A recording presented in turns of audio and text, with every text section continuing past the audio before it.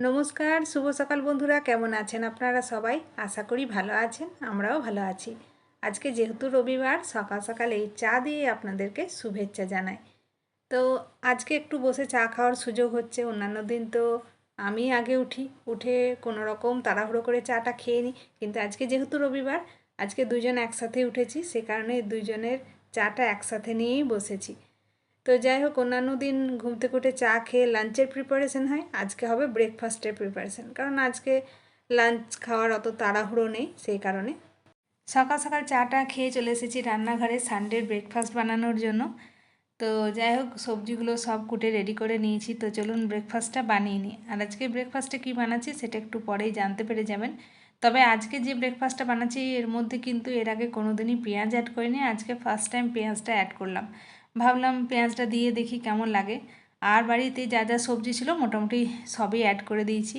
যদিও আজকে যেটা বানাচ্ছি সেটা মেয়ের অতটা প্রিয় নয়, তাহলেও একটু ঘুরিয়ে ফিরিয়ে দিই বলে খেয়ে নেবে, হয়তো কিছু বলবে না।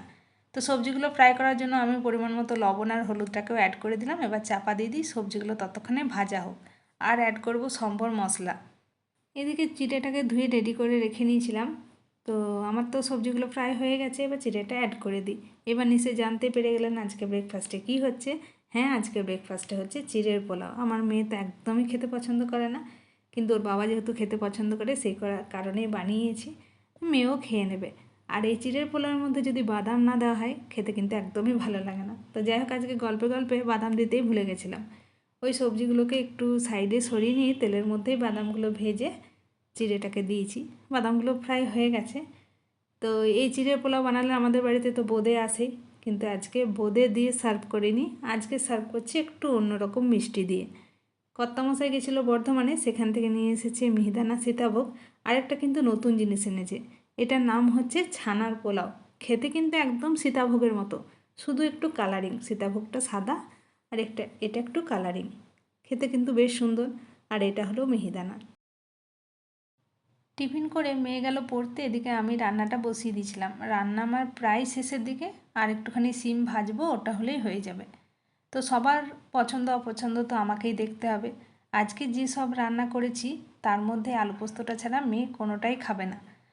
তো সে কারণে আজকে পোস্তর মধ্যে আর কিছুই অ্যাড করিনি, শুধু আলু দিয়ে পোস্ত বানিয়েছি, কারণ ও এমনি পছন্দ করে না অন্য কিছু দিলে। আর আজকে লাঞ্চের মেনুতে হয়েছে এই যে সিম ভাজাটা হবে, আর হয়েছে ওলকপির তরকারি, আর ভাতটাও হয়ে গেছে। আর কালকে একটুখানি চাটনি বানিয়েছিলাম, সেই চাটনিটা রয়েছে। তো এই হলো আজকে লাঞ্চের মেনু। লাঞ্চ গুছিয়ে বসে পড়েছি। তো লাঞ্চের মেনুতে কী হয়েছে আগেই তো বলেছি, সাথে আছে স্যালাড আর টক দই। অনেক দিন পর আজকে টক দই খাচ্ছি, কারণ ঠান্ডার জন্য দই ভালো করে বসছিল না। আর এখন যেহেতু হালকা হালকা গরম পড়েছে, দইটা কিন্তু এখন ভালো বসছে। ঘড়িতে এখন হয়ে গেছে 1:30। এই তো সবেমাত্র খেতে বসলাম। কর্তামশাই আবার যাবে মেয়েকে আনতে, খেয়ে দে। তো খাবারটা খেয়ে নিই, তারপরে আবার পরে ফিরে আসছি।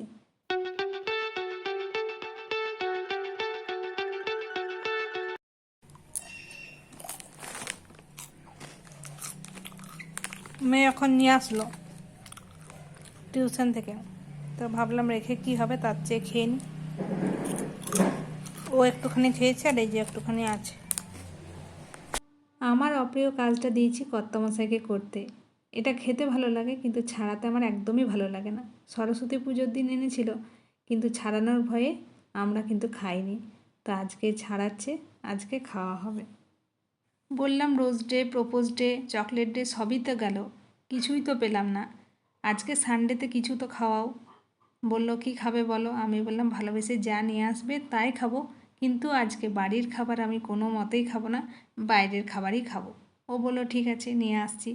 তো ব্যাগের মধ্যে থেকে প্যাকেটটা বার হয়ে গেছে, চলুন খুলে দেখি প্যাকেটের মধ্যে কি আছে। তো একেবারে ডিনারটা সাজিয়ে নিয়েছি, কারণ ঘড়িতে এখন হয়ে গেছে 9:30।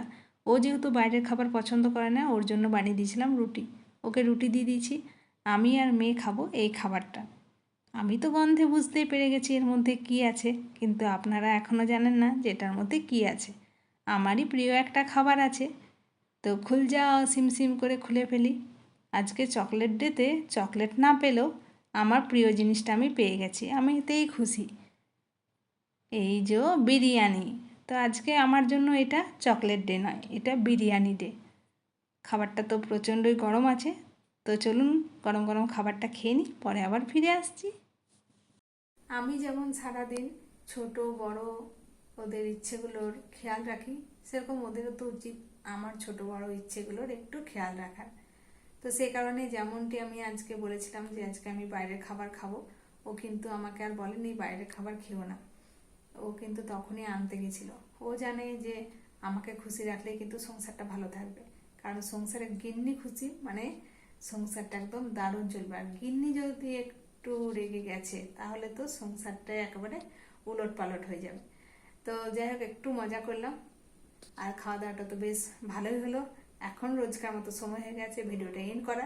আজকের এই ভিডিওটা আপনাদের কেমন লাগলো কমেন্টে জানাবেন, আর ভালো লেগে থাকলে একটা লাইক করবেন।